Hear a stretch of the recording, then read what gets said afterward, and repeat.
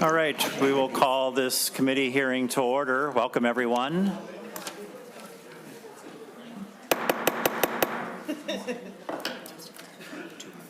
This is the Wednesday, April 7th committee hearing of the... Monday. That's my fault. Oh, sorry.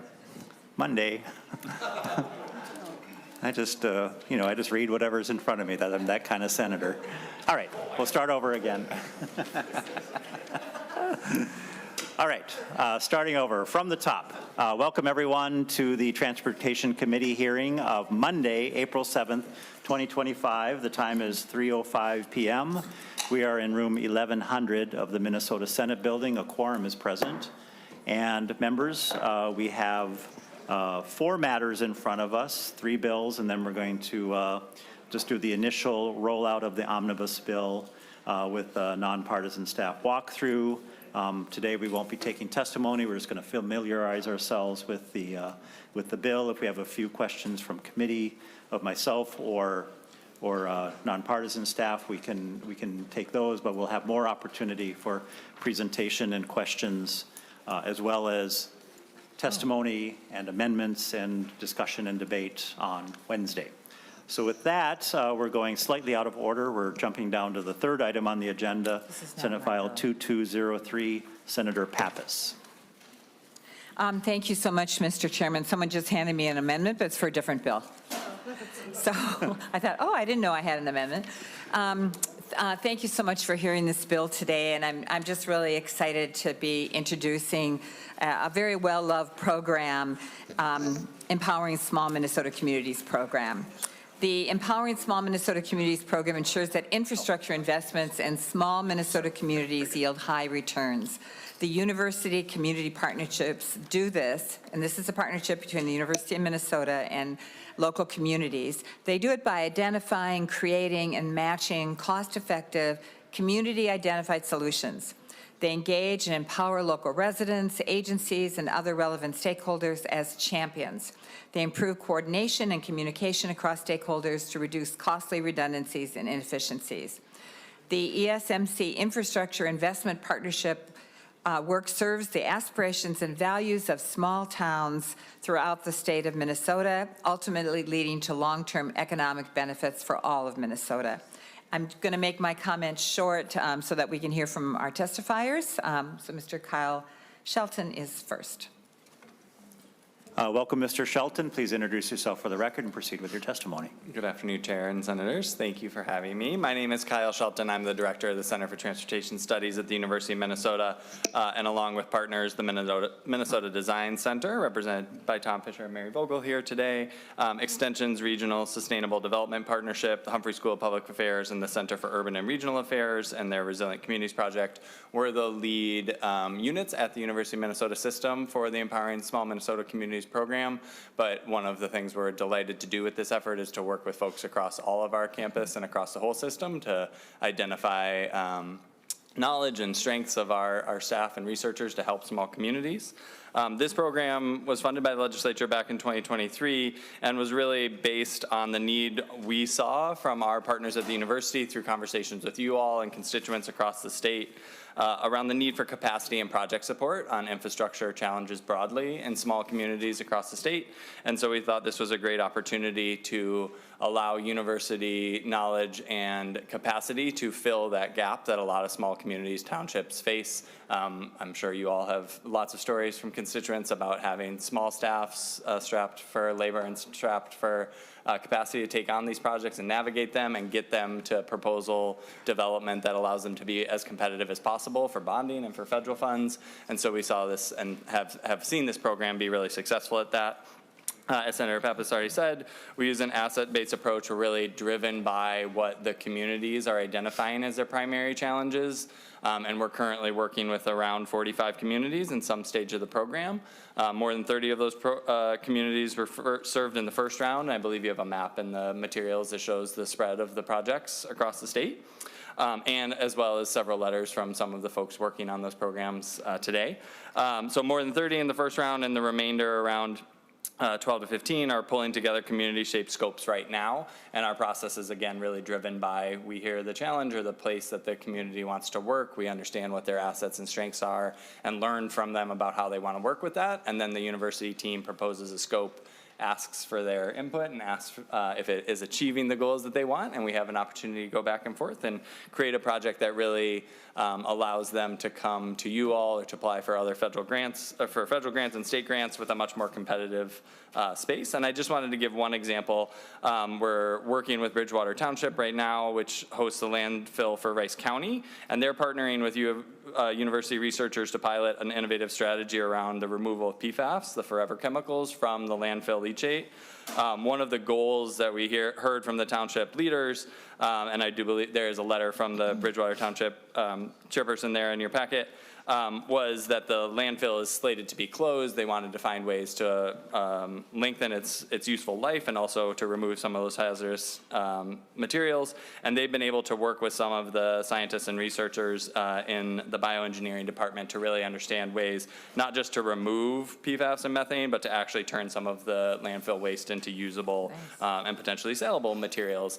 And then just as an example of the ways that we're hoping the communities can leverage these projects, they have already applied for 3 submitted grant proposals, one to the MPCA, the LCCMR, and have a few reports and other documents that help them envision their next steps. So with that, I will pause. I believe we have a testifier from one of the communities.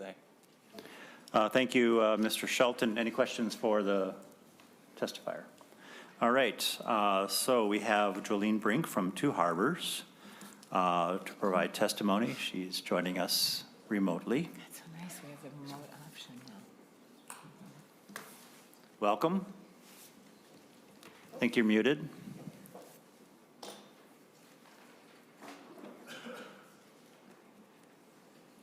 Good afternoon. Can you hear me okay? All right, we can hear you and we can see you. Good afternoon. My name is Jolene Brink. I'm a resident of Two Harbors, Minnesota. I'm also a University of Minnesota Extension employee. The Empowering Small Minnesota Communities program is currently providing my city, Two Harbors, Minnesota, population 3,531, essential guidance and project planning resources to help move forward a shared community and city vision of turning over 40 acres of Agate Bay waterfront on Lake Superior, which is adjacent to our downtown business district, into a safe, accessible, and usable public space. If you've been to Two Harbors downtown, this is the bay that's located between the historic lighthouse and the ore docks. Our community has been discussing and trying to figure out what to do with Agate Bay since the 1970s, and I'm happy to send you a photo of the stack of planning documents in my office. But with support with ESMC over the past year, we are now closer than we've ever been to turning those plans into a strategic implementation that has a path forward. Our city of 3,000 also sees over 1 million visitors each year passing through on Highway 61, traveling up the North Shore, including, I'm sure, many of yourselves. So we know the impact of this project, and our work with ESMC is not isolated to our city limits. And when completed, it's going to benefit the entire state. And we couldn't do it alone. We've tried for many years, because Two Harbors, like many rural places supported by ESMC, despite having the will and lots of heart and community support, lacks the capacity to develop resilient, sustainable, and adaptable infrastructure projects.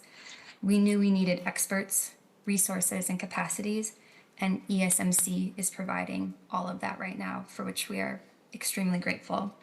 So I'm here today to ask for your continued support of this program so that we can continue to do big things in our small communities. Thank you. Great. Thank you, Ms. Brink. Questions for Ms. Brink? All right, members, I'll just call your attention. I think Mr. Shelton referred to the packet. And so take a glance at that when you're able. We have letters from, looks like almost a dozen or so small communities that have participated in this initiative, which started up a couple of years ago. All right, members, Senator Johnson Stewart. Thank you, Mr. Chair. Friends on the committee, I just want to give a little bit of way back history as to why this group got started, or this effort got started, and it has to do with the fact that very small communities just don't have the engineering, the budget for engineering and technical assistance that the larger communities do. So I just really applaud the Center for Transportation Studies and Senator Pappas for bringing this up, because without this kind of funding, those communities, they just can't prepare. You know, it takes, remember, IIJA takes about $30,000 to put a proposal together for a grant like that. And without something like this, communities, they just can't afford it. So I really appreciate your work, and I just want to urge the support of this program. Great. Thank you. I should, before we go on to other member questions, I took it back a little too quickly. I usually do the courtesy invitation where anyone else would like to testify. Seeing none, members. Someone over here, Senator Jasinski. Thank you, Mr. Chair, and thank you, Senator Pappas, and listening to Senator Johnson Stewart. So I agree they're expensive, but you know, in transportation, usually small cities, we designate across the state as 5,000 below. Why are we picking 15,000? Seems much bigger than what we would assume is a small city here. Again, I've been here for 9 years, and we always define small cities as 5,000 and less. So is there a community we're trying to get in here to get the 15,000, or why are we picking 15,000 is my question. Yeah, St. Paul doesn't quite fit under that. Yeah, Senator Pappas. I turn it over to Mr. Shelton. Chair and Senator, Mr. Shelton. Chair and Senator, thank you for the question. So where we landed in the formulation of the program was we focused on the 15,000 as our starting threshold because we wanted to include the potential that rural counties, townships, or collaborative projects could emerge where multiple smaller communities may say, hey, we have a similar problem, we share a landfill, we share a roadway, we share a park system, you know, things where there might be some interconnections, and we didn't want to preclude those by saying 5,000 is the limit. We wanted to be able to say 15,000 of the collective site is the limit. We also have a preference for those 5,000 or fewer, so we're both recognizing the small city definition and being able to say our goal is to serve those first and foremost because they are the most capacity limited, while also having enough flexibility, both jurisdictionally, definitionally, to be able to say you're a small county of less than 15,000 perhaps, excuse me, we'd like to work with you, or again, that kind of connection. So we tried to thread that needle a bit, but also hear you on the clear need for the fewer than 5,000 folks having the capacity challenges. Senator Jasinski. Thank you, Mr. Chair, and thank you for that. Just one last comment. I don't disagree with that. I'd rather have the 2.5 million go to the small cities and not the University of Minnesota to do the study. It'd be better to get the money out to the communities that could actually use it, but thank you. Thank you. Members, anything further? All right, Senator Pappas, final word. Thank you, Mr. Chairman, members. All right, so with that, we will lay Senate File 2203 on the table for possible inclusion in the omnibus. All right, so we'll jump back up to, oh, we're going in reverse order? No, we swapped these two. Right. Huh. Oh, so we're going in reverse order. Okay. So I guess we're going to number 2 now, Senate File 3161, Senator Kupec.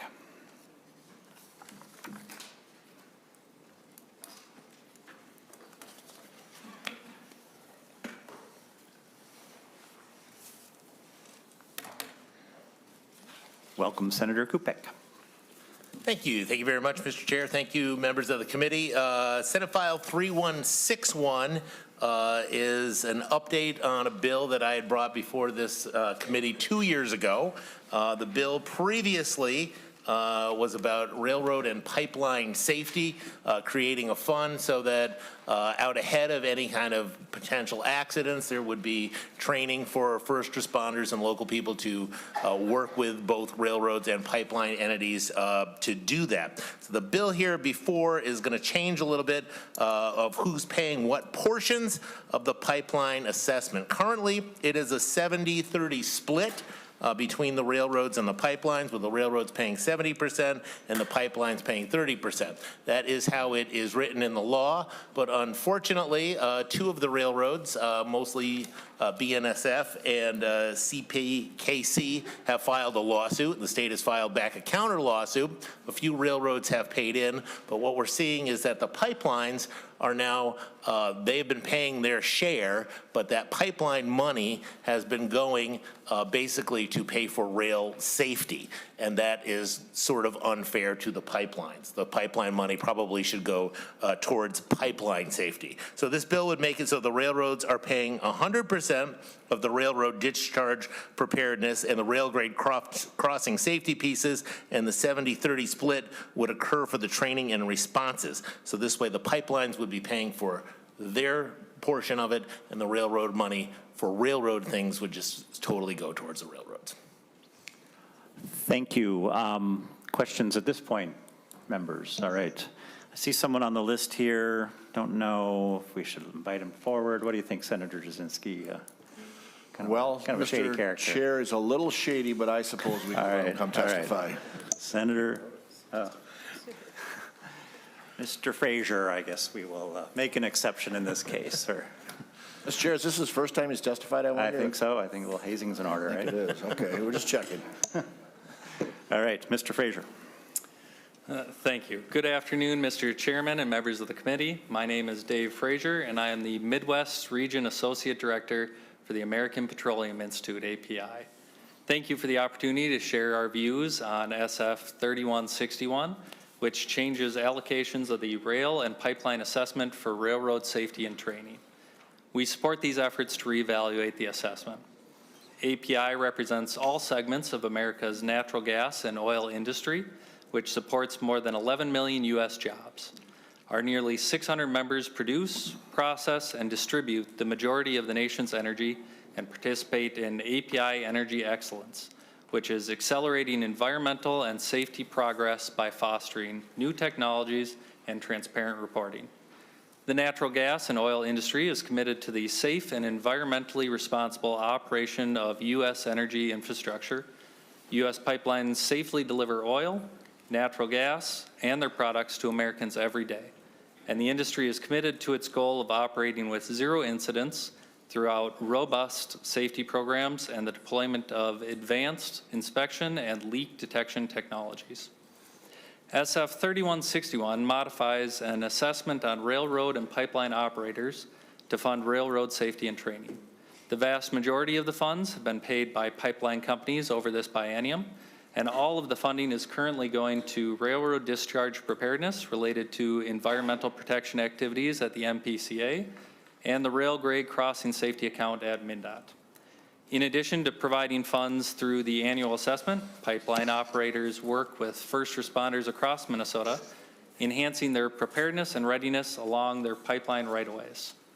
This includes regular training and drills that incorporate state, local, and tribal agencies, industry, first responders, and other non-governmental entities.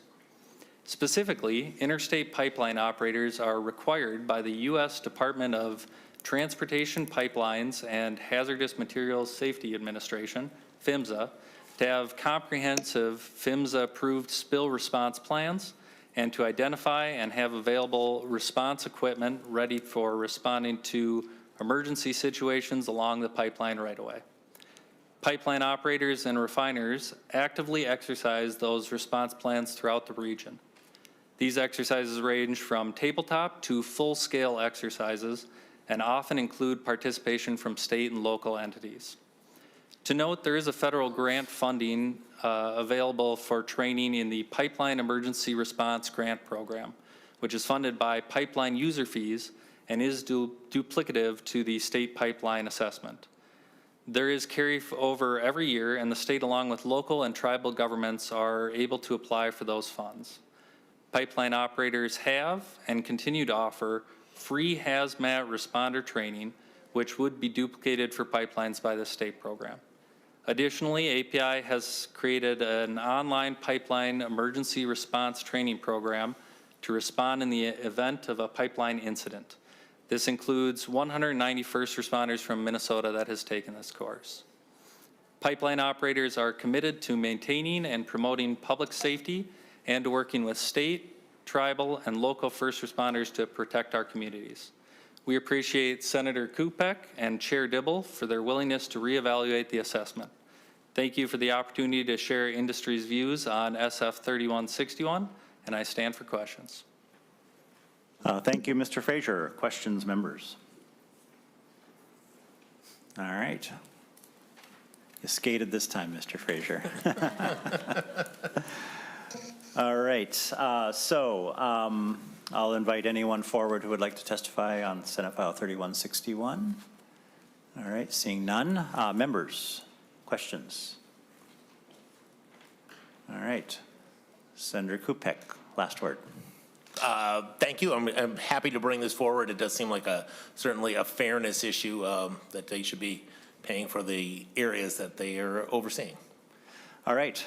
With that, we will lay Senate File number 3161 on the table to lay over for possible inclusion in the Omnibus. Thank you, Senator Kupec. Thank you. All right.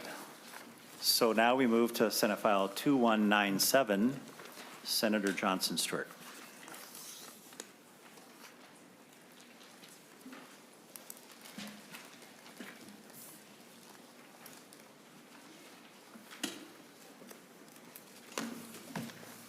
Welcome, Senator Johnson Stewart. Please proceed as you see fit.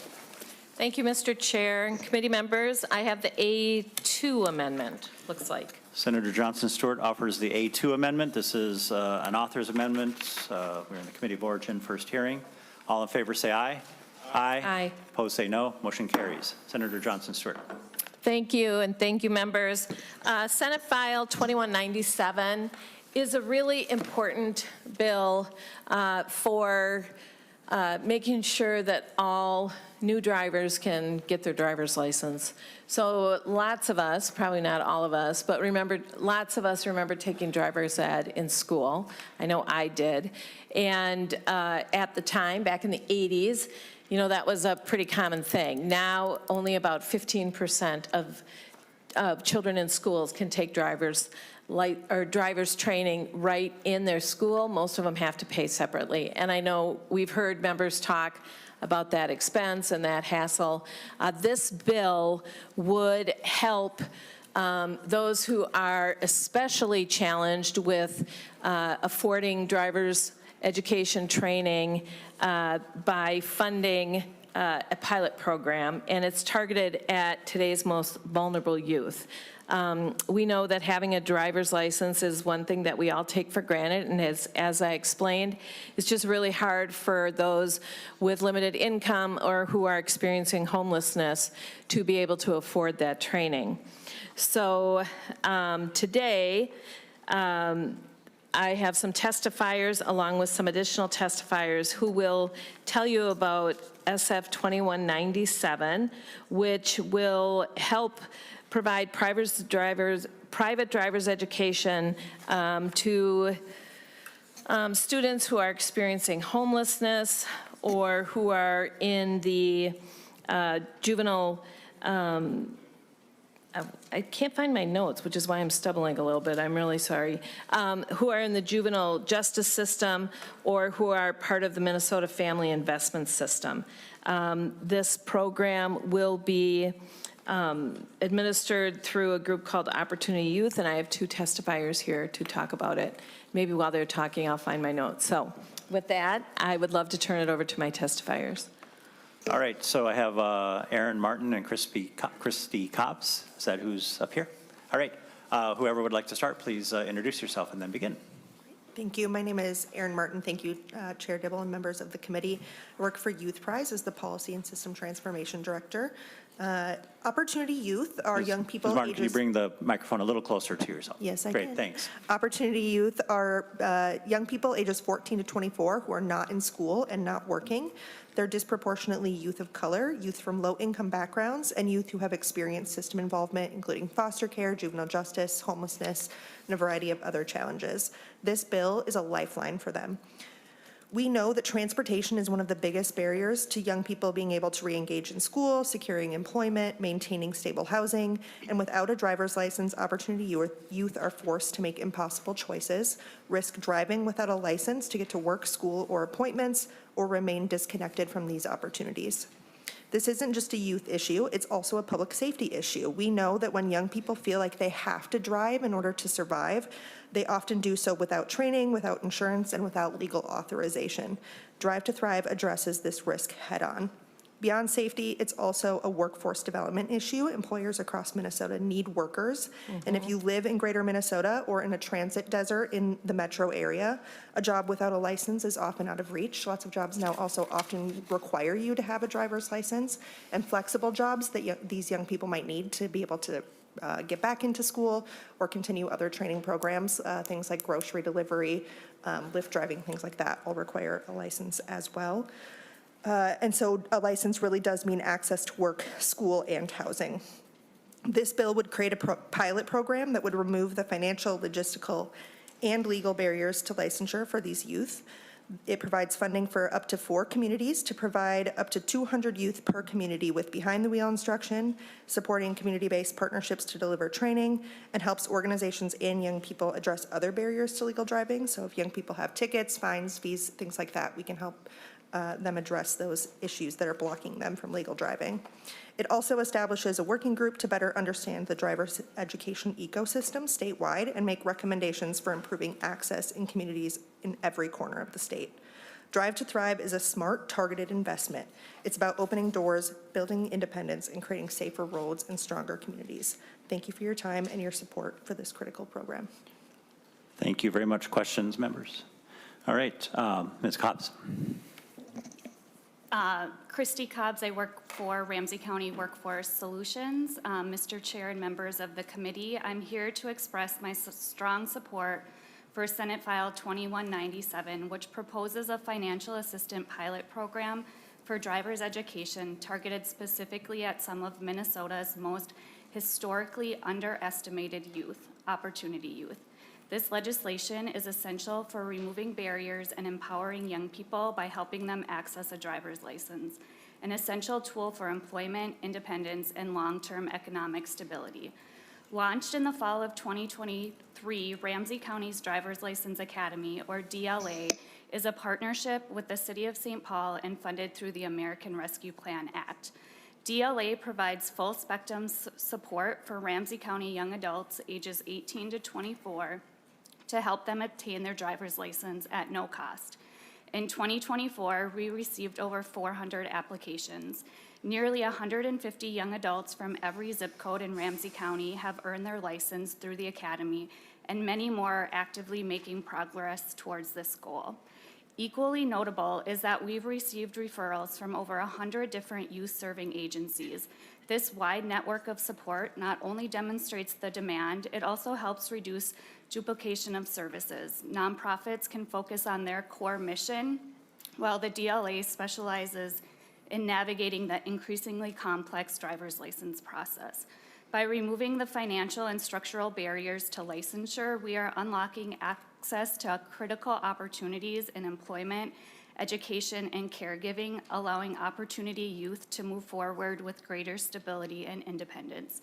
By investing in our youth, we are investing in Minnesota's future workforce and economic vitality.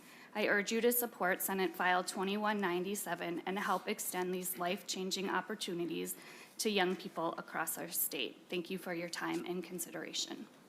Great, thank you, Ms. Cobbs. Questions, members? All right, next up we have Darius Duffy and Ravon Hill. Mr. Chair, as they're getting seated, I want to tell you 2 quick stories. I was teaching, and this relates to workforce development. As she was speaking, I was remembering when I taught once not long ago, way up north, and we were at a remote training center, and a car drove up, and I swear like 12 people got out of the car. It was like a clown car.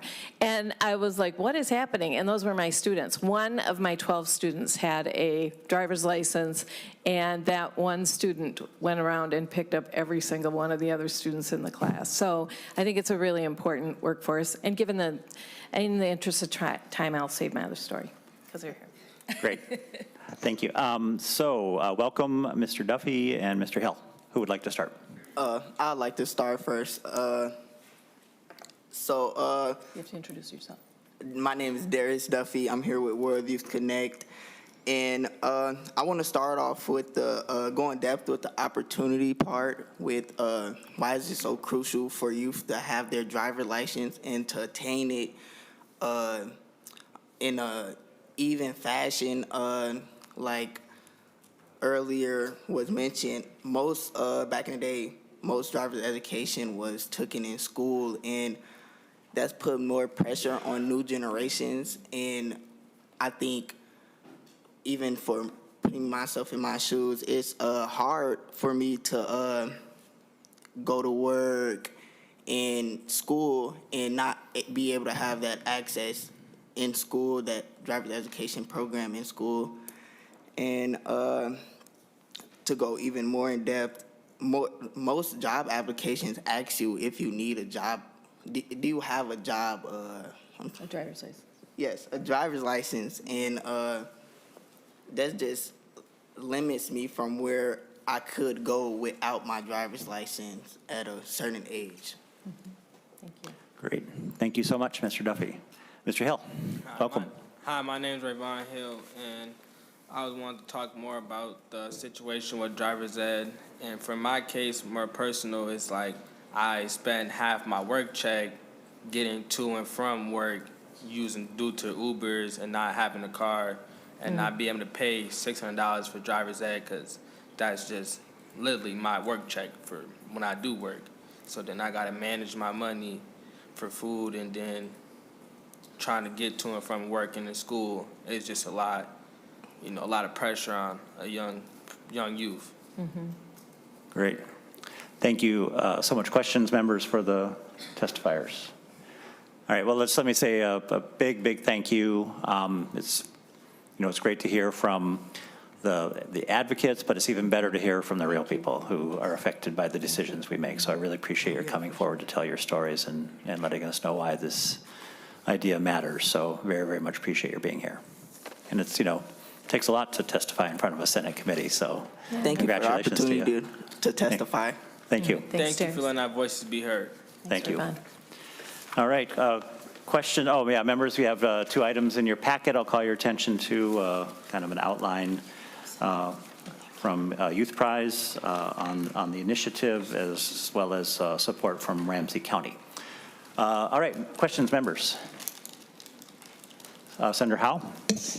Thank you, Mr. Chair. And I guess I'll take it just down the list of the items.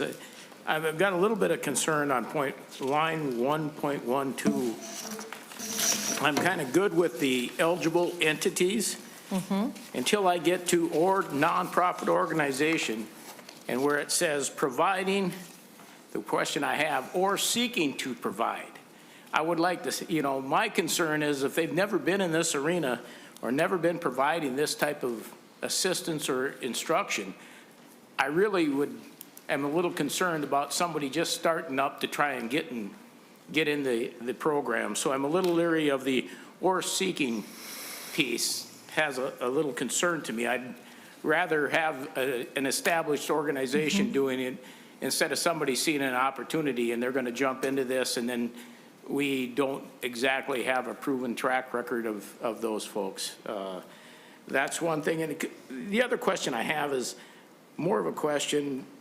I'm not familiar with on lines 2.25 to 2.28. Could you help me out with the Homeless Assistance Act, either the federal or the state? Because I have no experience with them, and I'd like to know exactly how they define experiencing homelessness. We all kind of know what that is, but how do they define it here in either the state statute or the federal statute? All right, Senator Johnson Stewart, or your testifier. Yeah, thank you, Senator Howe. Point well taken on line 1.12, and I'll make note of that. Do you know? I do. All right, Yeah. she's going to hand, All right, hand it over to her. Ms. Martin. Thank you, Chair. So there's sort of 3 definitions that you'll see in the statute about homeless youth. The McKinney-Vento Homeless Assistance Act is a federal education definition. So it is the broadest definition of what it means to be homeless as a young person. They lack fixed, regular, and adequate nighttime residence. So they might be living in a shelter or transitional housing, doubled up, living in a motel, things like that. The coordinated entry, or the HUD homeless definition, is used by housing programs to receive U.S. Department of housing and urban development funding, and this is a more narrow focus, so this is literally what you might think of when you're someone who's homeless, living in a shelter, an existing institution like jail or a hospital, and an imminent risk of losing your home within 14 days. And then the Minnesota Homeless Youth Act is a middle ground somewhere between those. It's a little broader than HUD, a little narrower than McKinney-Vento, and it includes unaccompanied minors who lack safe alternative housing arrangements and are not in physical custody of a legal parent or guardian. Often this includes youth who are couch hopping or in unsafe or unstable situations and things like that. So making sure that young people, we're kind of looking at the broad picture of what does it mean to be homeless as a young person, and not kind of just picking one of those definitions. Senator Howe. Thank you, Mr. Chair. So so the commissioner is establishing that eligibility, but does each participant go through the commissioner, or it's the program, who's coordinating and making sure that they meet one of these standards? And how is that verified? Ms. Martin. It would, excuse me, it would be the program staff that would be required to ensure eligibility of the young people that they're signing up for the program. Yeah. Senator Howe. Thank you, Mr. Chair. And so how is that audited then? Who verifies at the end that these people were actually met the requirements? Ms. Martin. Thank you, Mr. Chair. All of the organizations that would receive funding would be subject to audit through is it going through the Department of Public Safety now? Yeah, we moved it. Yeah, through the Department of Public Safety, so they would be required to do things like desk audits, reports, things like that, just like any other organization that receives funding from the state. Senator Howe. Thank you, Mr. Chair. Could you tell me where that is on the bill? Oh, well. Senator Johnson Stewart. Thank you, Mr. Chair. So committee members, the amendment, the A2 amendment, actually changes the funding stream or organization, moves it from Department of Education to Department of Public Safety. And then, Senator Howe, your question was, where in the bill does it say that the auditing procedures, I'm guessing that's standard procedure, but I'll allow my testifier to answer your question. If you want to restate your question, because I kind of stepped on it. No, Mr.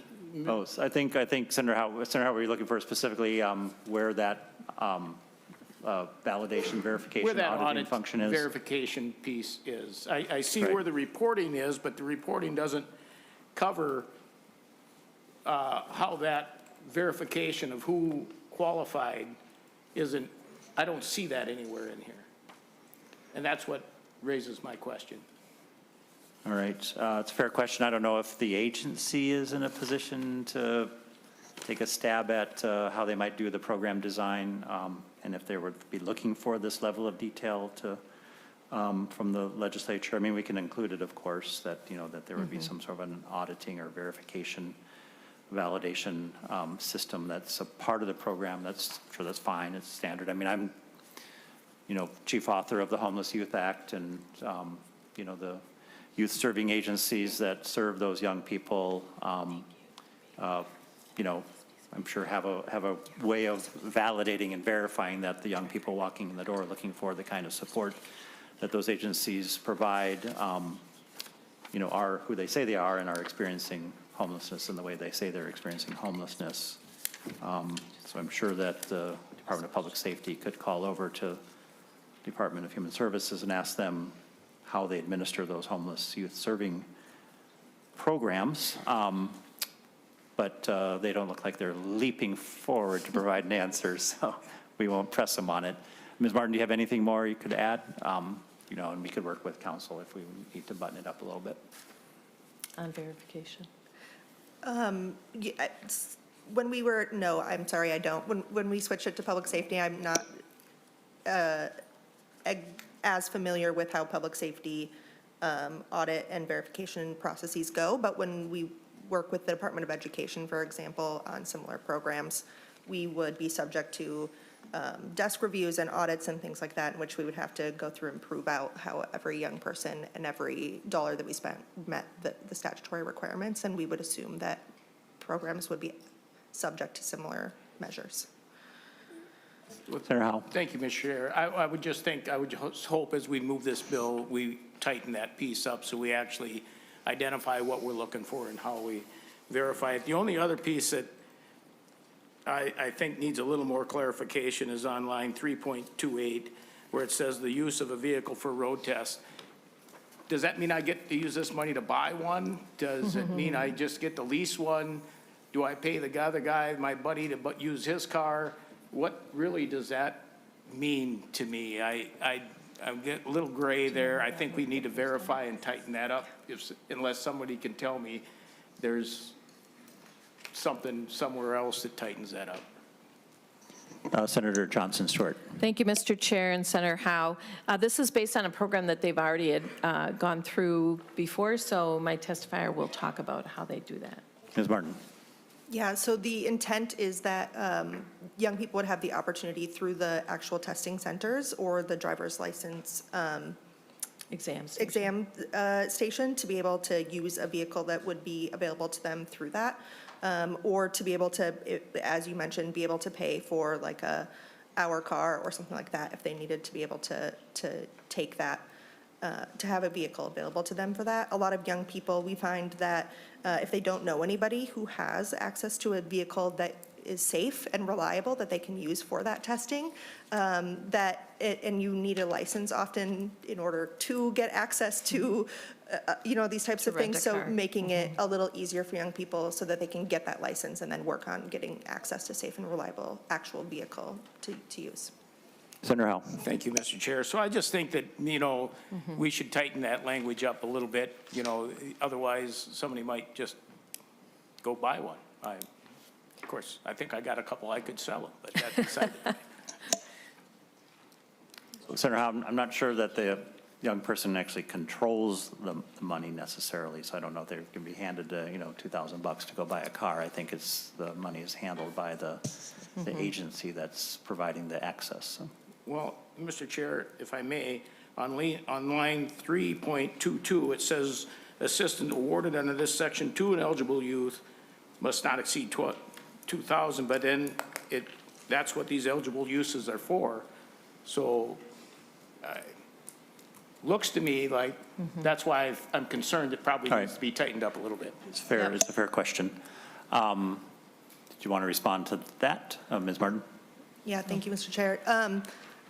I think we certainly would be willing to tighten that up. For example, in other programs where we're helping award young people money, they often would need to make requests of the organization to ensure that the expense that they're using that money for is allowable and eligible under the uses, and then that money could, typically we're issuing it directly to the organization, like the driver's license exam station, for example, if they're paying for their license fees and things like that. So it would mean that there would be some checks and balances there so that they wouldn't be able to just spend the money on something, and keeping in mind also that in order to have a legal transfer of a vehicle, you need to have a valid driver's license or someone who can help sign along with you. So it would sort of prevent some of that from happening as well.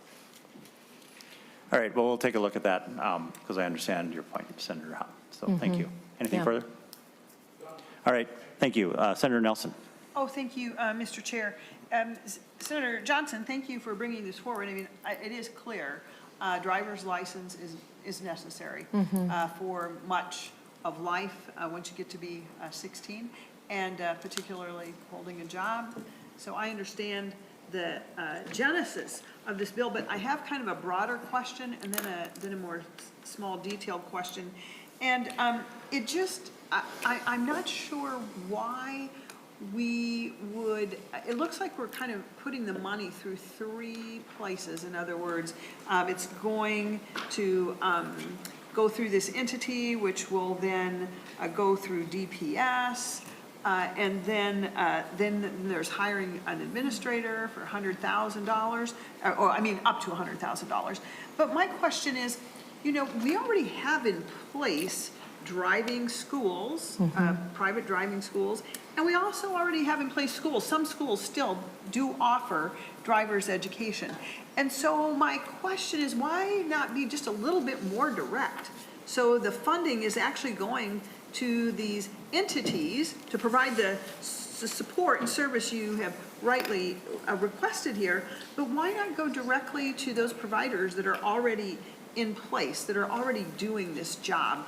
And it might make the funding go further to actually help more students be able to participate. Senator Johnson Stewart. Thank you, Senator Nelson. That's an excellent question. My experience, and I have actually helped students do this just through my own personal networks, but I'm assuming that it would be finding the students that need the help might be part of the key role that the administration plays. In my own personal case, helping a few of the kids that I know just through my community, they're very uninformed. And so possibly this would provide a link to those students. Could you speak more on that? Ms. Martin. Thank you. Yeah, so a big part of it is that young people often don't know where to start or where to begin to find access to different resources to help them obtain their driver's license. And so the idea here is that by building out these pilot projects statewide, finding organizations that are already where young people are to be able to get them connected back to that resource, to be able to get them their driver's license. So whether that is someone in their own community, maybe someone who has language skills, cultural skills, things like that, that young people know and trust to get them connected in that way, is a really, I think, kind of critical piece of what distinguishes this from us. Just like, if you open up access, but young people still don't know how to navigate that system, I think you would see that a lot of young people still wouldn't be able to get their driver's license. Senator Nelson. Thank you, Mr. Chair. I guess I'm not convinced on that part, actually. I think about our schools. They have homelessness prevention aid, which they know already which kids are in need of not being homeless, how it can help homeless kids. And the judicial system knows about kids that have had their licenses revoked or have outstanding fines. So I'm just not so sure that's the best use of the funding in that way.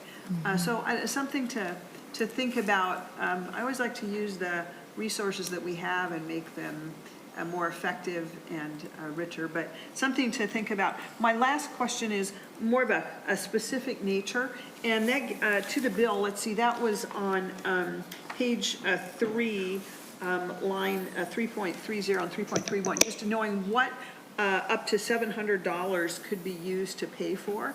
And it talks about paying for a portion of previous fines or fees that would prohibit an individual from applying for or receiving a valid driver's license. So I kind of had a two-pronged question there. One, is it helpful to pay for a fine for someone who has done something that resulted in a fine? Is that just taking away, or would it be better to help that person be able to work off that fine? So I kind of just wonder about that a little bit, about just taking away the sting of a fine instead of helping somebody work through that maybe. And then the other question I had, I don't know what other fees there are. What kind of fees would line 3.31, what other fees are there that would prohibit an individual from applying for or receiving a valid driver's license? So I can understand what the fines would be, but what are the fees? That's kind of a broad term. You know, we could have a lot of fees for a lot of things. So what are the fees? Senator Johnson Stewart. Thank you, Mr. Chair, and thank you, Senator Nelson. Well, your point is well taken about the fines, and I think unless you have some feedback on that, I will just acknowledge that's a very good point. The fees, I would say, just remembering 10 years ago when my kids took their license, it would be things like paying for the test, paying for the class, paying for any of the other fees associated. Do you have any more input, or could you talk about fines at all? You don't have to. Ms. Martin. Thank you. Yeah, so the fines, I hear your feedback loud and clear, and I think that figuring out if there's ways to use like restorative practices, for example, so that young people can still get those fines taken care of, while also not having them continue to block the young person from legal driving, I think would be really important. The fees do include things like the filing fees, the classroom fees, the fees for the exam, things like that. But if it would help to make that language more clear, we'd be happy to look at that, and yeah. Yeah, and Senator Johnson, sure. Thank you, Mr. Chair. If I could just add, we were just having a conversation before the hearing about finding your or getting your birth certificate. You do need a birth certificate to get your driver's license, and there's a $55 fee to get your birth certificate if you don't have it. So I think point's very well taken, and I think that there is much to look at here, but it is, I know, Senator Farnsworth, you've got some kids that are driving age, and Senator Pa, it is a big, huge rigmarole to get your driver's license, to find your kid's birth certificate, to get them enrolled, to take them to classes, to sign them up, get them there. And so I can't even imagine how a child would do that as a homeless person, or relying on their teachers or people, their social worker, to help them. So some of the issues you've raised are, very valid, and it just illustrates how much of a process getting your driver's license really is. So those are some of the fees that I can think of. Great, thank you. Senator Nelson. Yep, just to close up, Mr. Chair. So I think it would be helpful to kind of flesh that out a little bit more about what those fees are, if he can cover just about anything. So I think that would be helpful. And also, I am still thinking about how to make hopefully the allocation go further and reach more kids. And maybe there's a way to do that with using systems we have in place. So thank you. Thank you, Senator Nelson. Senator Jasinski. Thank you, Mr. Chair, and Senator Johnson Stewart. I get the intent of the bill. Again, just some concerns that, $2,000 is a lot per person. And again, just finishing up Senator Nelson, that $700 for fines has some concern to me of paying off fines. I just don't think that's money well spent to be rewarding that or paying fines off that have happened something in before. And then just going back to my bill earlier this year with increasing fines for uninsured, for people who don't have insurance. And my concern is that, first of all, they can't have enough money to get a license, but then they have to turn around and pay a monthly fee for insurance. So my concern is you put people on the road by helping them get a driver's license that can't pay insurance. And we're happening across Minnesota. There's many, many people getting injured by uninsured motorists who don't have insurance and are not being compensated. They're uninsured motorists. Insurance covers a certain portion, but not the complete amount. And a lot of people have to pay that monthly. I think it's about $76 per month people pay for uninsured motorists on their plan. For example, my insurance premium, I'm paying $76. And by doing this, my concern is you're going to get them to be able to legally take their license, have a driver's license, but then after that, are they going to have insurance or not? And we tried to increase the fine, just to go up a little bit to prevent this from happening. Instead of $200, $200, increase the fine by people who didn't abide by the law, and that was turned down dramatically here. So my concern, I get the intent, but my concern is you're going to put a driver's license in someone's hands who then can't pay insurance costs to do that. So it's concerning me. So thank you. Senator Johnson Stewart, and I see that Ms. Cobb has joined you as well. Yes, and thank you, Senator Jasinski.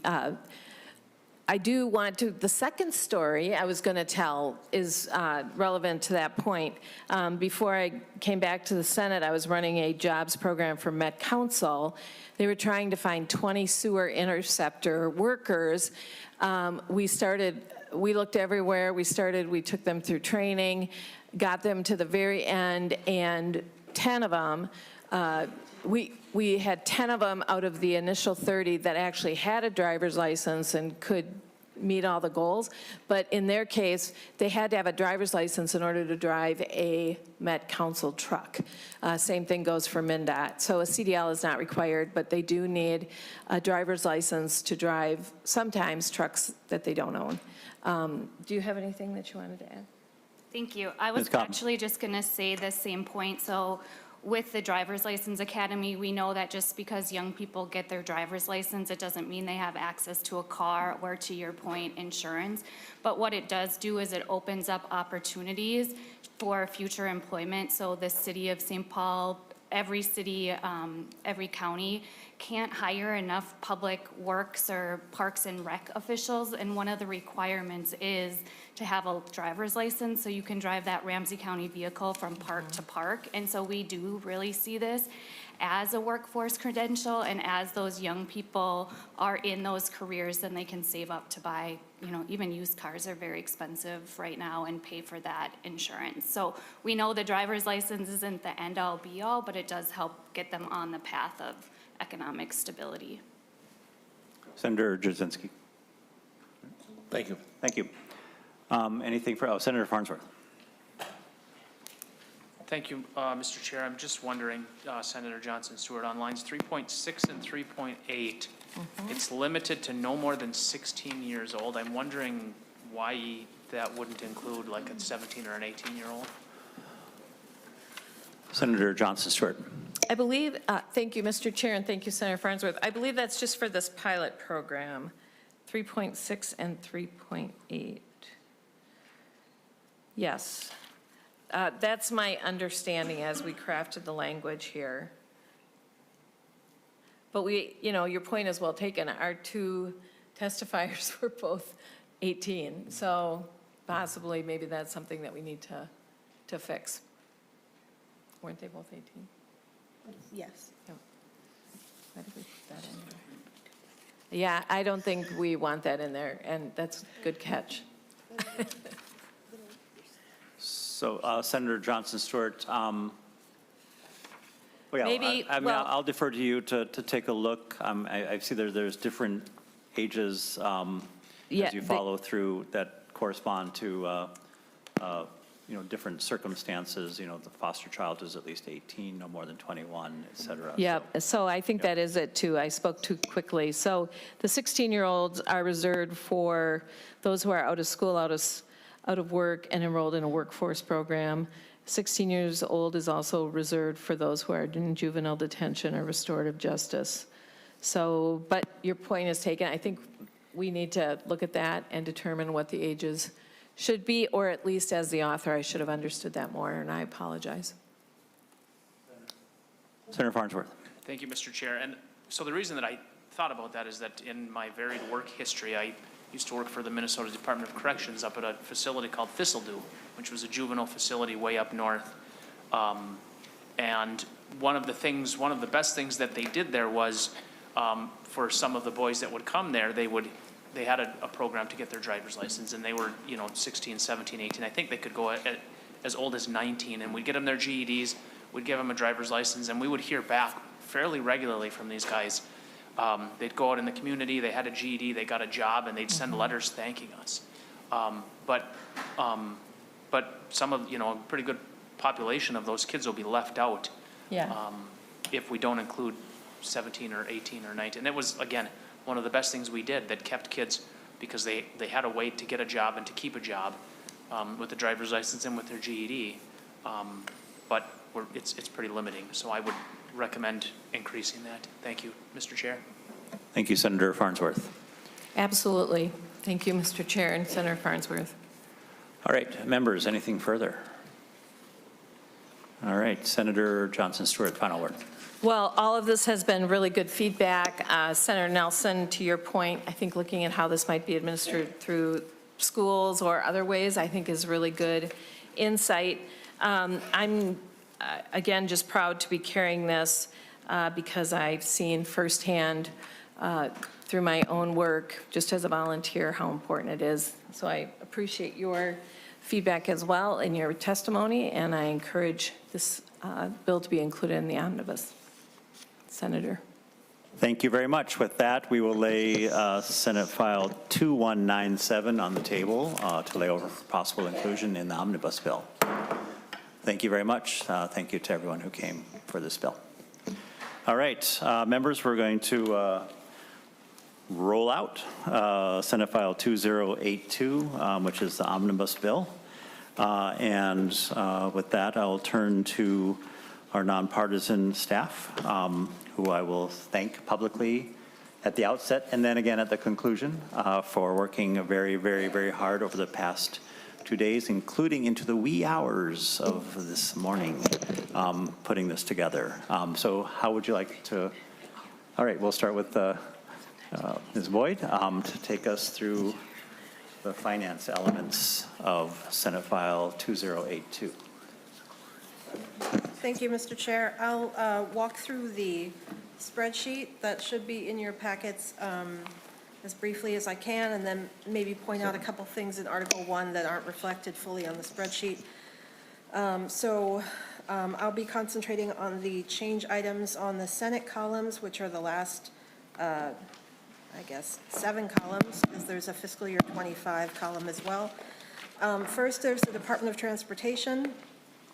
And I should note that the Senate language picks up the governor's recommendations for operating adjustments, both in the Department of Transportation and the Department of Public Safety.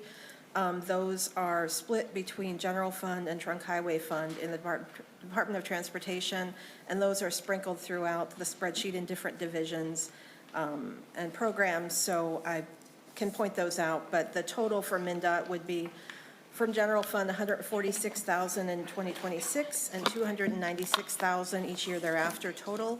And from the Trunk Highway Fund, those would be $22.2 million roughly in 26 and $32.8 million in 27 and thereafter. So moving on to, I'm going to start on line 12. This is part of the governor's rec for aeronautics. The governor's recommendation had a restructure of aeronautics or state airports fund taxes that are not included in the Senate language. However, there is some spending from the state airports fund balance in proportion to what the governor had in his recommendations. So there is $2.75 million a year additional airports funding for airport development and assistance. Then on line 21, there's $1 million from the airports fund each year for aviation support and services of the department. And then an additional $100,000 a year from the airports fund on line 28 for the Civil Air Patrol. And then I'm not going to point out each individual operating adjustment, but if there are questions, I can go back to them. Next on line 34, there's an increase to the Greater Minnesota Transit appropriation from the general fund of roughly $4.5 million a year in 26 and 27 and $3.7 million each year thereafter. That is in addition to the base of about $18.4 million a year. Then moving down to passenger rail, there are a number of changes. I will point out that there are several errors that I'm picking up as I go through the spreadsheet, and one of them is on lines 45 and 46 on the governor's column in fiscal year 25. Those amounts should be 0. That was just a copy and paste error. These are just Senate-only provisions that are appropriation reductions to previous appropriations in passenger rail. One is for the fiscal year 24 appropriation for Northern Lights Express. You'll see on that line under the fiscal year 25 column in the Senate that reduction is $194,536,000. Line 46 is a reduction of an appropriation made in fiscal year 23. That was $4 million one time from the general fund for some studies for St. Cloud Transit Service analysis related to North Star Rail. And that amount represents the amount that is as yet unexpended and will cancel at the end of the year. So it's canceled sort of preemptively. That's $3.13 million. Then the next couple lines are governor's recommendations to extend appropriations that were made in previous bills. One is for the Amtrak Chicago service. That was a $10 million appropriation that would be extended to fiscal year 28. On lines 48 and 49 is an extension of a 2023 appropriation for federal match money for the Amtrak operations, and that is extended to fiscal year 28. Then on line 51, there is a governor's recommendation picked up on the Senate side that is a delay to a scheduled transfer of 50% of railroad property tax to the passenger rail account. That would be a transfer away from general fund. So those are negative numbers because that was scheduled to take place starting in fiscal year 28. The provision would delay it till fiscal year 2030. Starting on the next page, the first item would be on line 73, under State Roads Operations and Maintenance. This is a Senate, and I just saw another mistake, a copy and paste mistake. The governor's items on that line should be 0. This is a Senate-only provision. You can see I sort of copied and pasted from the line above. Those will be gone. So those should be 0 on the governor's line on line 73. That's a Senate-only provision of an increase of $4.5 million to operations and maintenance from the Trunk Highway Fund in 26, $9 million in 27, and then the base increase would be $15 million thereafter a year. Line 74 and 75 is another appropriation extension that was a governor's recommendation for unused money for the Highways for Habitat one-time funding from 2023. This would extend the remainder, $600,000, to fiscal year 27. Going down to planning and research, on line 83 is $3 million a year additional from the Trunk Highway Fund for planning and research for developing statewide corridor planning prioritization process and a guidebook. This is a governor's recommendation that was funded on the Senate side. Line 84 is another governor's recommendation for a grant increase for metropolitan planning organizations. Base funding is $266,000 a year. From the Trunk Highway Fund, this would increase it to $300,000 a year. Let's see, on the next line is a Senate provision for autonomous mowers research and equipment. That's a one-time appropriation of $150,000 from the Trunk Highway Fund in 2026. Lines 86 and 87 is another appropriation extension from the governor's recommendations related to an appropriation made in 2021 for I-94 land bridge planning. The remainder of that is $500,000 that would cancel, I believe, at the end of this year. That would be extended to the end of fiscal year 26. Under program delivery, line 94 is a Senate-only provision. That's a $2 million one-time appropriation from the Trunk Highway for project readiness for a project for a future selection process under Corridors of Commerce. Lines 95 and 96 are an extension of the appropriation in 2023 for the Upper Sioux land transfer activities from the Trunk Highway of $1.193 million that extends to fiscal year 27. Lines 97 and 98 is another appropriation extension related to greenhouse gas modeling grants for metropolitan planning organizations, I believe, and that is $600,000 that would be extended to the end of fiscal year 26. On page 3, under state road construction, these are both appropriation increases that were in the governor's recommendations. From the Trunk Highway, line 106 is spending anticipated federal highway formula funds, along with a slight spend of, I believe, $12 million in 26, $25 million in 27 from the bottom line of the Trunk Highway Fund. So this is mostly federal money spending authority with a relatively small amount of existing Trunk Highway Fund balance. Line 107 is the spending authority for federal funds related to the Blotnick Bridge project in 26 of $650 million. Line 114 is a base increase to the Corridors of Commerce program that receives $25 million a year in base from the Trunk Highway Fund. This would be a $5 million per year increase on the Senate side. In Article 2, we'll see that there is a bond authorization, Trunk Highway bond authorization in the Senate language for $100 million one time in Trunk Highway bonds for state road construction. This is estimated debt service related to that authorization on line 119, and that's from the Trunk Highway Fund. Going down to local roads, on 135 and 138, there is later in Article 3, and I'll pick it up in the revenue section as well, an adjustment to the distribution of revenue from the auto parts sales tax. There would be a reduction to the highway user tax distribution fund related to that change, and so lines 135 and 138 reflect the reduced transfer into the state aid funds from the HUTDF reduction. Lines 143 through 145 are Senate-only provisions for other local roads. Line 143 is one-time general fund appropriations of $500,000 a year in 26 and 27 from the general fund for traffic calming infrastructure improvements in cities of the first class. Line 144 is related to Senator Pappas's bill that was just heard on empowering small Minnesota communities. This is a one-time appropriation of $250,000 for that program from the general fund. And line 145 is a new account that's created in Article 3 of the bill called the Local Government Road Funding Gap Assistance Program to dedicate some funding to some local governments that don't receive any other or maybe insufficient dedicated funding from existing sources.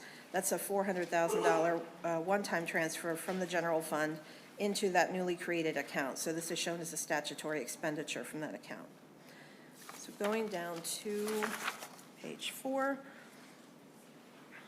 The first item that's not operating adjustment would be line 166. This is a governor's recommendation to increase $3.2 million a year from the Trunk Highway Fund to building services for facilities modernization. This is largely related to truck stations and just putting money into outdated systems at the truck stations that MnDOT operates. And then going down, well, that's the end of Department of Transportation. So the next change item would be on line 186. This is Met Council. This is a reduction of half of the yearly general fund base appropriation for transit systems. So that would reduce to $16.227 million per year from roughly $32.5 million per year. And then we'll move on to DPS, Department of Public Safety Transportation Divisions. Similar to MnDOT, there are governor's recommendations for operating adjustments that were picked up on the Senate language, and those are distributed throughout the sections. They are $107,000 and $141,000 in the first biennium from the general fund. From the special revenue fund, largely for driver and vehicle services, would be $950,000 in 26, $952,000 in 27, and ongoing, I should say. From the Trunk Highway Fund for the State Patrol would be approximately $3 million in 26 and $5 million in each year thereafter. And then from the HUTDF directly would be $4,000 in 26 and $17,000 in each year thereafter, operating adjustment, and that is related to the Vehicle Crimes Unit under State Patrol. So the next non-operating adjustment change item would be on line 201 on page 5. And that is a governor's recommendation to reduce the appropriation for their strategy and analytics team within administrative services, $560,000 a year from the general fund. The next change item that's not operating adjustment would be down on line 226.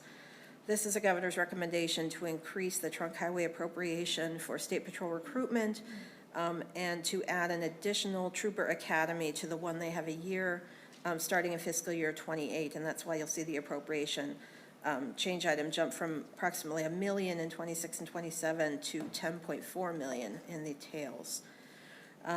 Line 228, here's another spreadsheet error. That was a copy and paste down from the line above, which was a governor's recommendation. This should actually say on line 228, State Patrol aircraft. This is Senator Jasinski's Bill 6, Senate File 176 that was heard earlier in session. The rider language, if anyone would like to see it, is on line 15.31 of the DE, and I can point that out. But this is one-time appropriations. I'll have to adjust that. Part of it should be ongoing. So one-time appropriations in 26 totaling $18.421 million, and this is for an additional helicopter and the replacement of an airplane with a newer airplane. And then ongoing costs should actually be $340,000 in 28, 29, so it's another revision, and that is related to aviation staff. And then the next change item I point out is on the next page. On line 254 is a one-time appropriation of $317,000 for rulemaking authority related to the Ignition Interlock program. There are changes to that program later in Article 3. Line 255 is a one-time appropriation for work zone safety curriculum changes, $218,000 related to changing manual and knowledge tests on the new provisions regarding work zone safety. Line 262 under vehicle services is a governor's recommendation to supply some reimbursement money to deputy registrars and driver's license agents to pay for transactions for which they do not collect a filing fee, and that is roughly $2.2 million a year from special revenue, the driver and vehicle services operating account, starting in fiscal year '26. Line 263 is a governor's recommendation, part of requiring that a new plate be purchased at the time of a vehicle transfer. Rather than keeping the old plate, this would result in additional revenue to the driver and vehicle services operating account, the technology account, and a small general fund revenue increase. And this would be a statutory appropriation to pay for the cost of additional plates on line 263, and that's from the driver and vehicle services operating account. Line 276, under traffic safety, is a governor's recommendation to increase funding for planning and administration. Federal funds, federal rules have changed, and the needs for the matching funds has gone up. That would be from the Trunk Highway Fund, $485,000 a year. Line 277 is a reduction to the $2 million annual appropriation to the Advisory Council on Traffic Safety from the general fund. That would be a reduction of $500,000 a year ongoing to that appropriation. Line 278 is a reduction of $3 million each year for drug recognition evaluator training. This was originally in Chapter 63 in 2023, which was related to establishing adult use cannabis regulations, and that was $5 million a year base funding for this purpose. That would be reduced by $3 million to the general fund. Lines 279 and 280 are an extension of an appropriation on the Senate side for a public education campaign related to lane splitting for motorcycles provisions that were enacted last year, and that whole $250,000 appropriation is now available until fiscal year '27. Then I will move down to page 7. There's a number of changes to transfers out of the general fund starting on, starting on 317. I referenced this above. This is a change, a delay of the transfer from railroad property tax from the general fund to the passenger rail account. And then 318 is the one-time transfer to the new local government road fund and gap assistance account. That's a transfer out of the general fund into the new account of $400,000. There are a couple of revenue items I'll go over briefly. Lines 325 and 326 are recognition of the federal revenue referenced above for state road construction and for the Blotnick Bridge to Trunk Highway Fund. Lines 329 and 330 are the appropriation cancellations under passenger rail that I noted earlier. Once they are canceled in fiscal year '25, they are sort of booked as revenue in 2026 and can be spent or not spent. So that is recognized as revenue here. And then on lines 331 and 332 shows the revenue changes to the general fund and from the highway user tax distribution fund for that change of distribution of the auto parts sales tax revenues. Line 333 shows the revenue into the new local government road fund and gap assistance account, the special revenue fund of $400,000. Lines 336 through 338 are related to the new provision to replace plates at the time of vehicle transfer. These are the various revenue pieces for the estimated increase in plate production and the cost of those. Line 339 is a governor's recommendation to extend the permit length for a commercial learner's permit, and that would be a slight loss of revenue to the special revenue fund of $22,000 a year. And then finally on line 342, this is a Senate-only provision to increase the fee for no showing for a driver's examination from $20 to $50, and that is slight revenue of about $163,000 or $177,000 per year to the driver vehicle services operating account.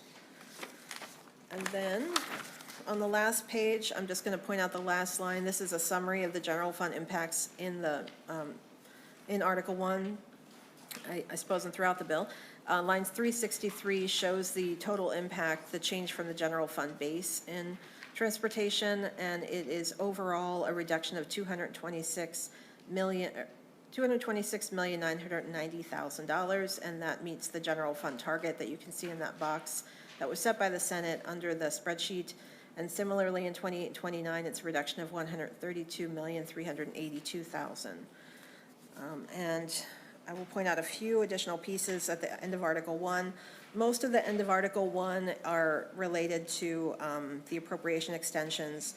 I pointed out earlier in the spreadsheet, it's just a lot of reproduction of old session law to make those small changes. But on line 23, or page 23, in section 9, there's a governor's recommendation to delete some language for grant making related to an appropriation in 2024, I believe. This was in the Environment Omnibus bill related to environmental analysis of construction materials. MnDOT received a $310,000 appropriation for awarding grants for environmental product declarations. They would just like the words "for awarding grants" to be removed since it's such a small amount of money and wouldn't have to go through a grant-making procedure. The next change is on page 35. At the very bottom of page 35, this extends the appropriations of $2 million a year for 24 and 25, extends them to the end of fiscal year 27. Those amounts would cancel otherwise, and also adds on 35.30 the word grants, and that allows the advisory council, or the Office of Traffic Safety, to make grants under the advisory council's auspices with the appropriations. On page 36, excuse me, on lines 36.20 to 36.22, this was a governor's recommendation. This is an ongoing appropriation of $1 million a year from the general fund for from the trunk highway fund for landscaping along trunk highways. And it just removes the language, keeping it within the scope of the Community Roadside Landscape Partnership Program. The purposes of the money will continue as originally intended. And then the last change is on page, a couple changes on page 40. These are allocations, temporary allocations of money collected in the Regional Transportation Sales Tax that goes to the Metropolitan Council. Section 15, this was in Senate File 2148, which was heard in committee several weeks ago, and this is allocating a grant of $15 million from a portion of the sales tax revenues in fiscal year 26 to the University of Minnesota to erect both temporary and permanent barriers, suicide deterrent barriers on the Washington Avenue pedestrian bridge. And then Section 16 is a temporary allocation of sales tax proceeds to transportation management organizations in the metro area. And the breakdown of those, they total $1.4 million, and the breakdown of those is on lines 40.31, 40.33 to Minneapolis, St. Paul, and the I-494 Corridor Commission. The only other change I would note, and I don't think we need to go through the specifics, is Article 2 is the $100 million authorization of trunk highway bonds and the bond sale expenses related to it for state road construction.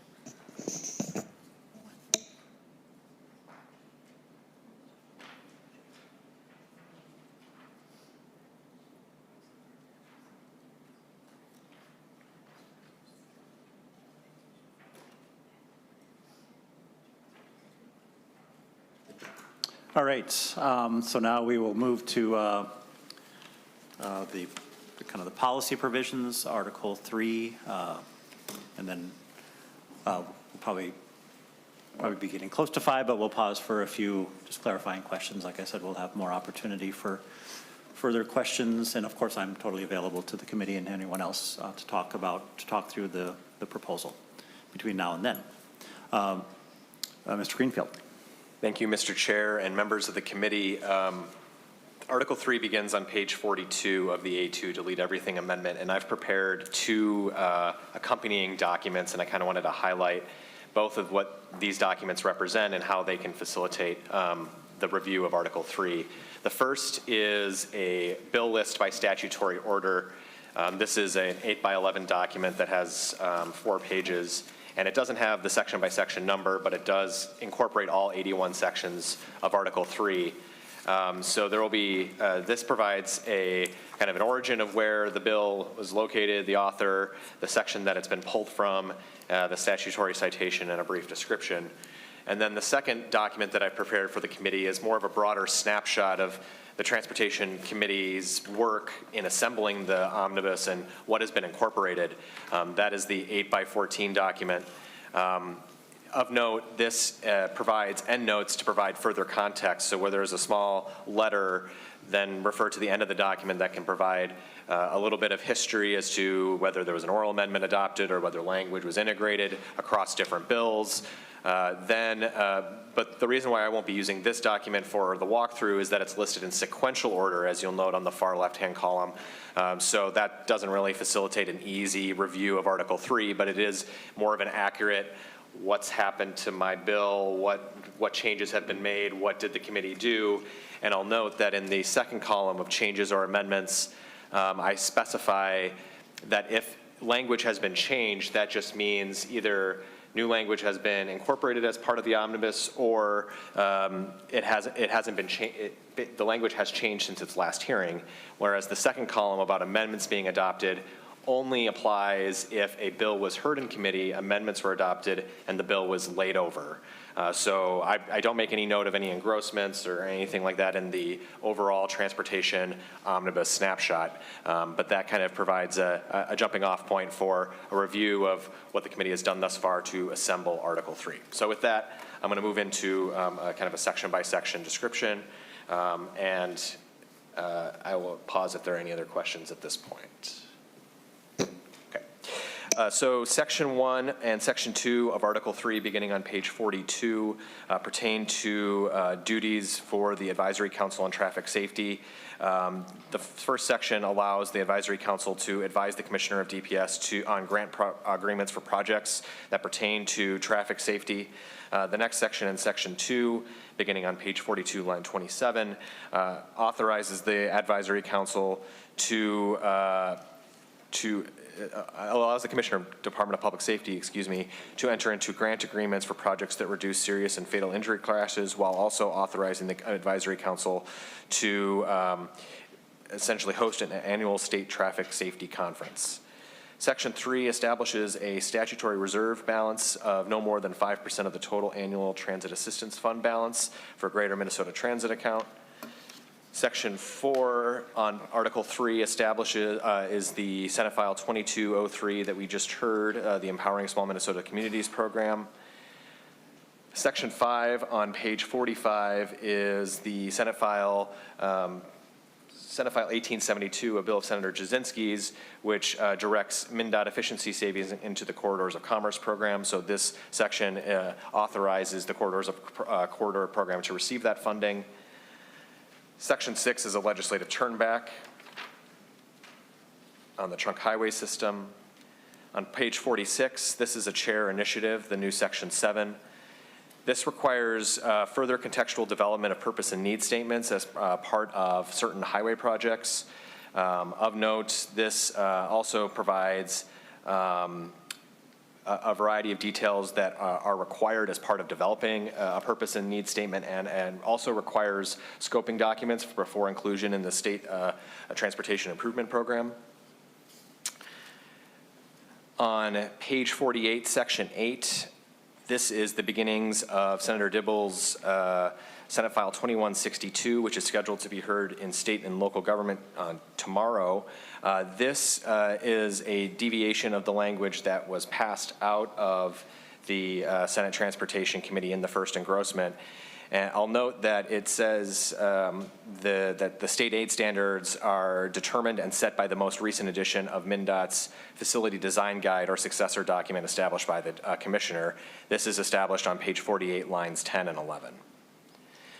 Section 9 of Article 3 amends the variance process by which a county or other road authority may seek a variance for a county state aid highway design project. This specifies a lot of the similar mechanics of Senate File 2162, but of note, on page 49, line 12, this authorizes a local unit of government to list the what were known as the previously qualifying alternative journals of design as a basis for justification for a design deviation from the facility design guide. So Put another way, in 2162, a local unit of government was allowed to make reference and not be subject to a variance. This allows the same level of those journals to be used as justification for a variance. Slight difference, but substantial enough. On page 50, this is unchanged language from 2162. This specifies in statute the variance format that is currently in Minnesota rules. Section 11 on page 51 is the same definition or requirement that the municipal state aid streets apply the MnDOT facility design guide or successor document, beginning on page 51, lines 5 and 6. And the similar type of justification and variance process, variance request process that's specified for county state aid highways is applicable for municipal state aid streets in section 12. And again, of note, the relevant changes for a variance request that specifically states the proposed design modification based on the following alternative design manuals is specified on page 52, lines 8 to 19. Section 13 specifies the variance format for municipal state aid design variances. Section 14 codifies the advisory committee on design variances. Again, this is a difference in language from what was passed out of the Senate Transportation Committee in Senate File 2162. The legislative membership has been removed from this advisory committee. However, a lot of the substantive requirements, such as the committee being subject to the open meeting law, still remain. And the factors that must be considered and just reasons for justification must be detailed to the legislature should the advisory council deny a variance.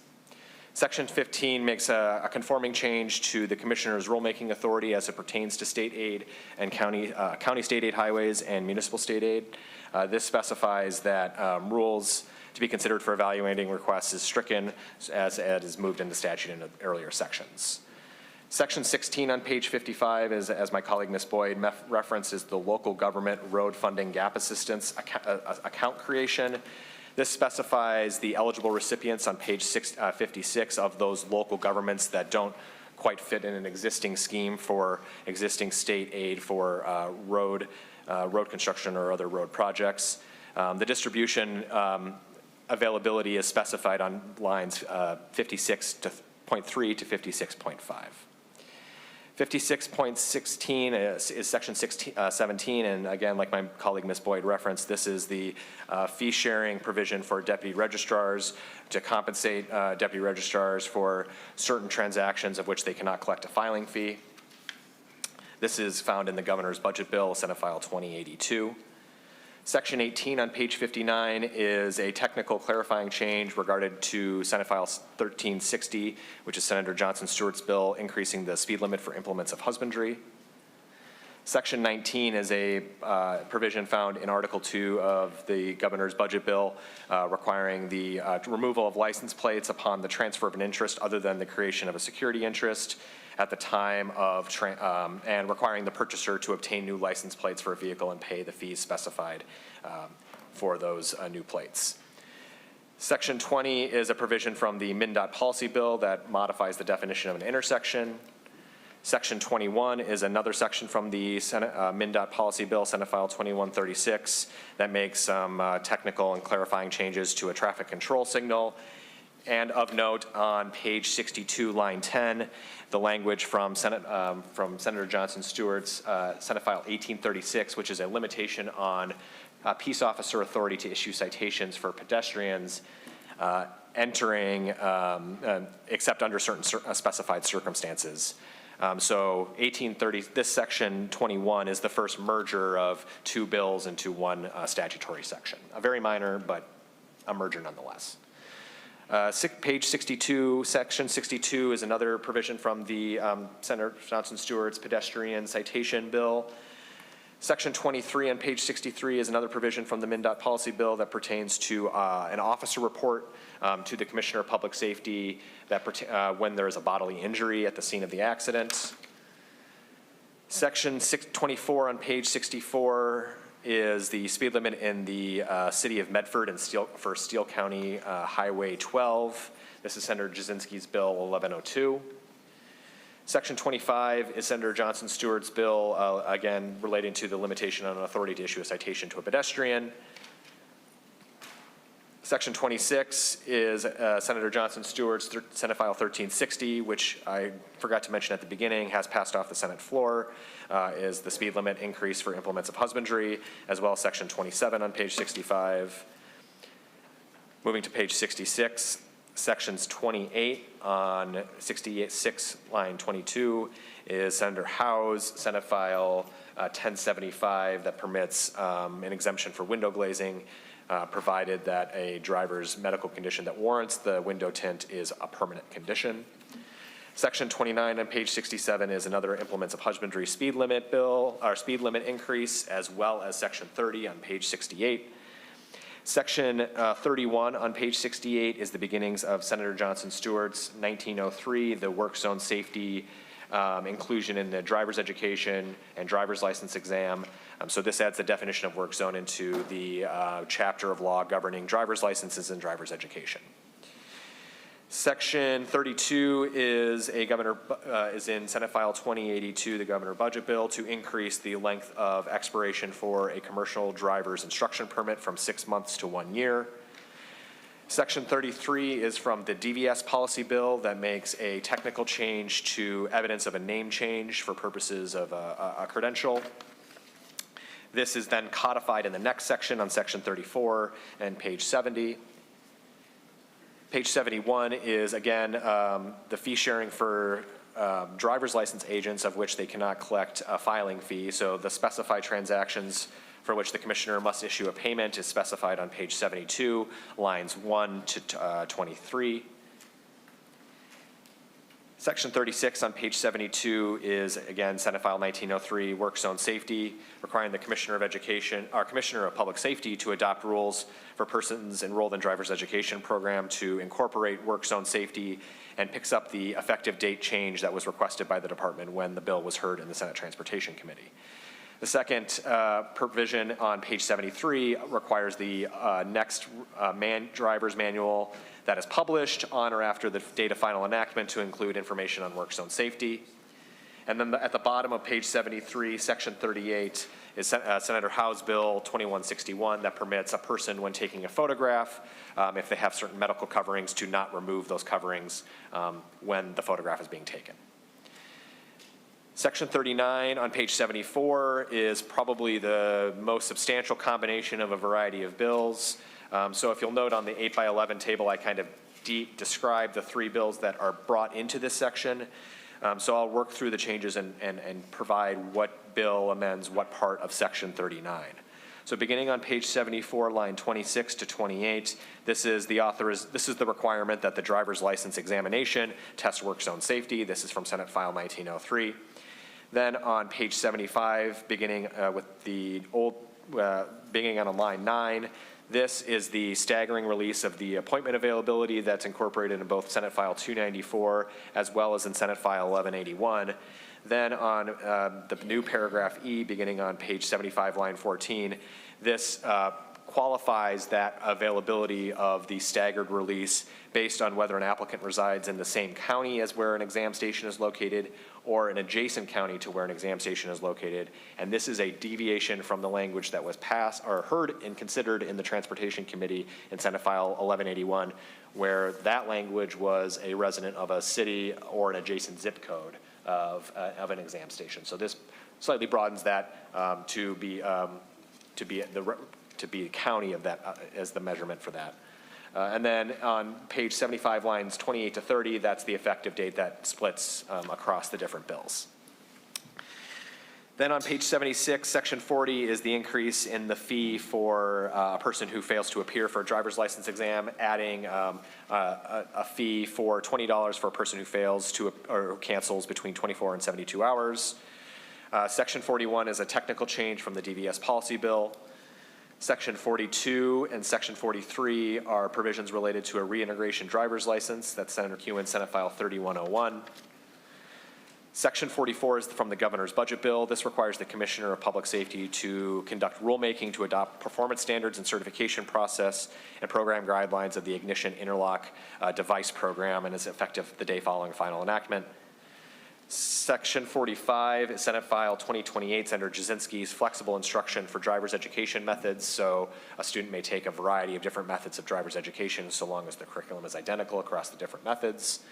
Section 46 is a chair's initiative that modifies the state highway investment program that requires a long-term evaluation upon subsequent revisions, that requires the year a project was added to the statewide multimodal transportation plan, an explanation of the project purpose and development documentation requirements under the new project scope and purpose and need development requirements, a timeline that provides key milestones of the project purposes as it relates to the goals in the state multimodal transportation plan and investment priority areas established in the highway investment plan, identified links between the project implementation process and the priorities identified in the plan, and the scoping process for the project's inclusion to determine whether the project was prioritized based on current condition or output of the roadway rather than expected outcomes or other practical base selection criteria, and then an explanation of the multidisciplinary project development efforts that are required and codified later in the bill. Section 47 is the Department of Transportation efficiencies that directs it to the Corridors of Commerce program. This change is picked up on page 81, line 3. And then I'm going to let my colleague, Ms. Boyd, jump in for a little bit of fun in Article 3 here with Section 48.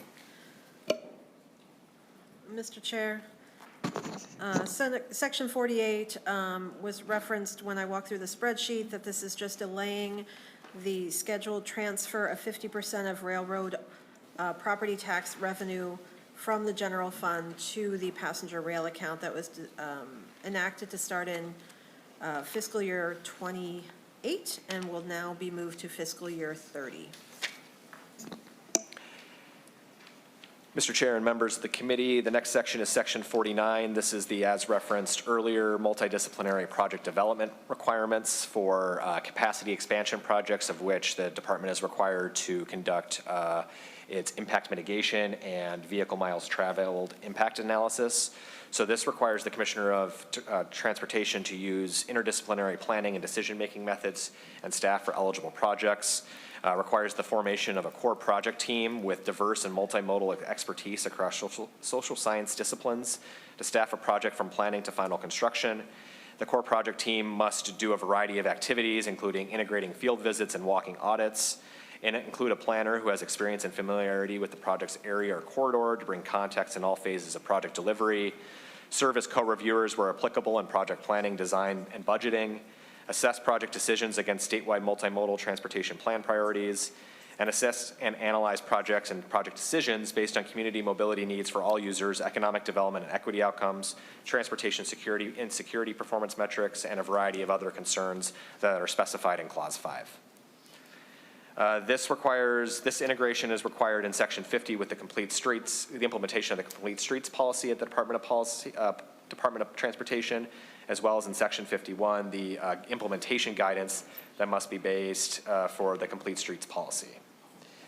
Section 52 on page 83 and Section 53 on page 84 is Senate File 219, Senator Abler's modifications to the electric assisted bicycle rebate program.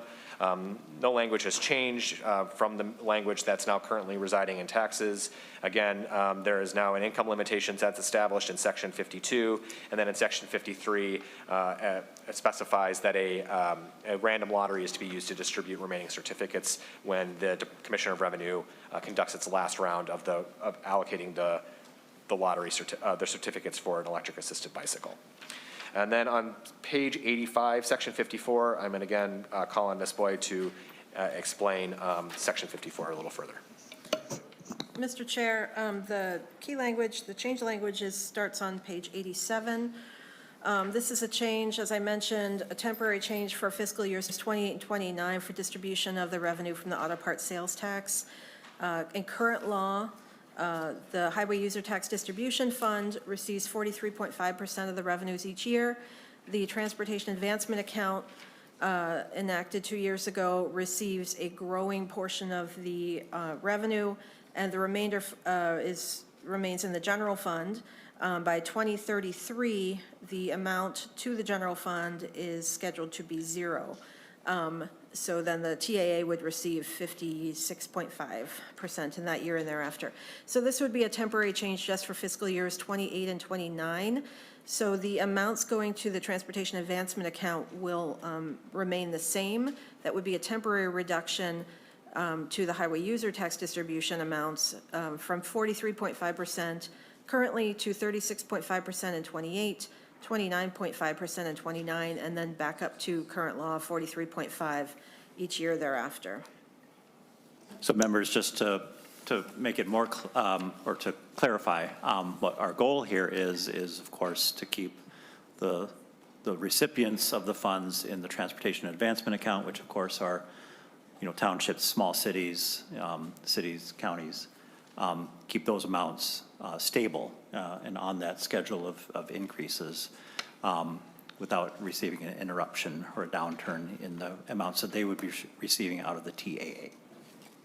Thank you.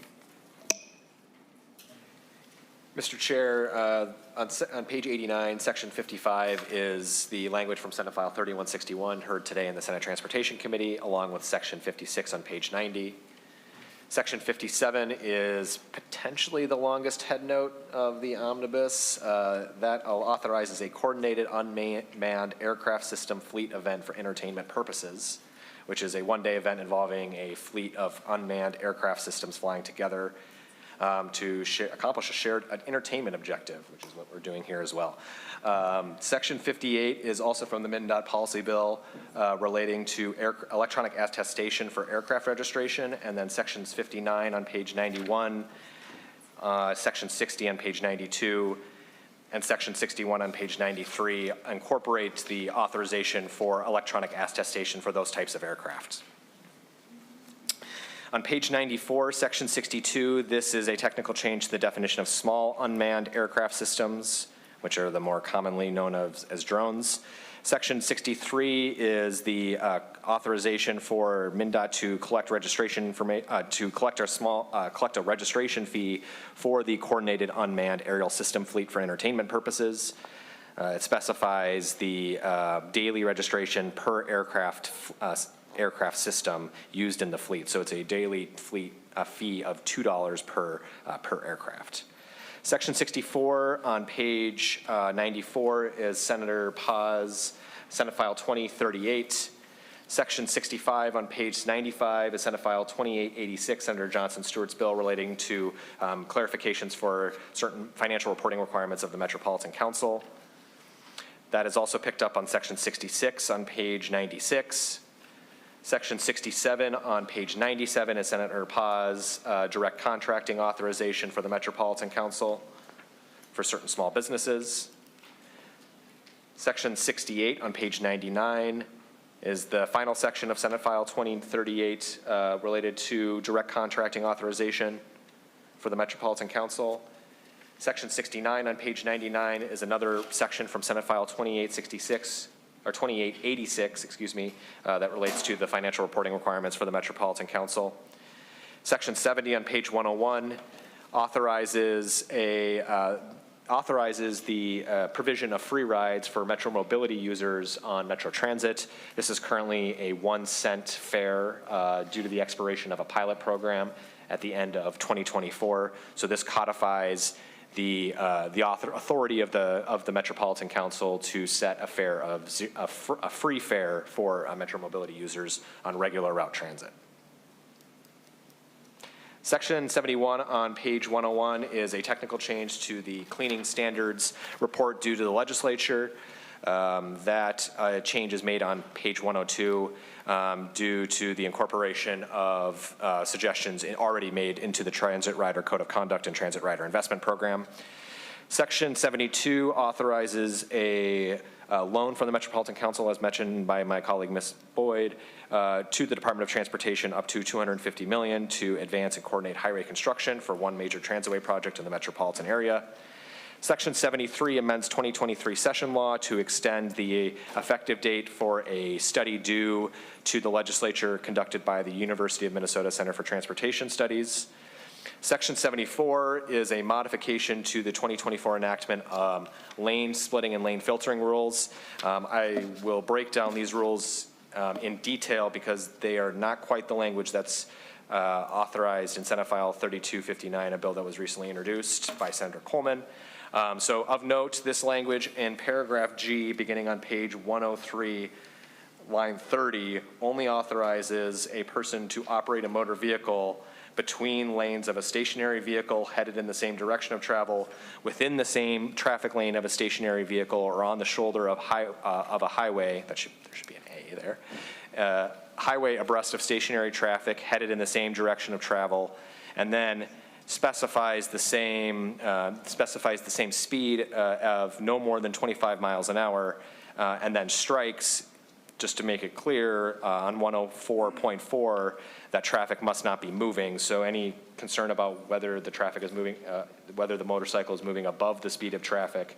So the practical effect of this change is to only authorize lane filtering as opposed to lane splitting.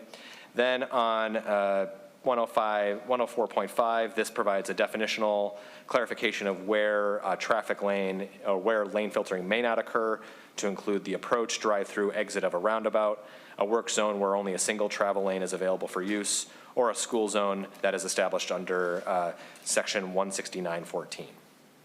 Section 75 on page 104 delays the effective date of lane filtering, the authorization to lane filter to 2026 as opposed to July 1, 2025. Section, and of note, there will be an effective date for these two sections to be date following enactment in a technical amendment. Section 76 is Senate File 1951 that authorizes a full service provider in the city of Circle Pines. There's currently a deputy registrar in the city of Circle Pines. They'd like to become a driver's license agent. Section 77 on page 105 is Senate File 75, Senator Jasinski's authorization for autonomous mower research and development. Section 78 on page 107 is elements of Senate File 817 that were heard last week in Senate Transportation Committee, Senator Fateh bill, but this is specifically to existing policy advisory committees that already have been formed by the Department of Transportation, and institutes the same bylaws and additional resolutional powers for those policy advisory committees.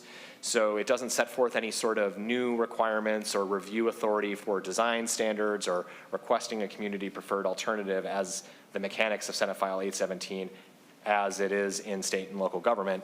Rather, it is condensed to the three PACs that currently exist: the Rethinking I-94 in the cities of Minneapolis and St. Paul, the Highway 252 and I-94 in the cities of Brooklyn Park and Brooklyn Center, and the Highway 55 Olson Memorial Highway in the cities of Minneapolis. And if the cities of Golden Valley need to be included in that, I'll take suggestions on a technical amendment.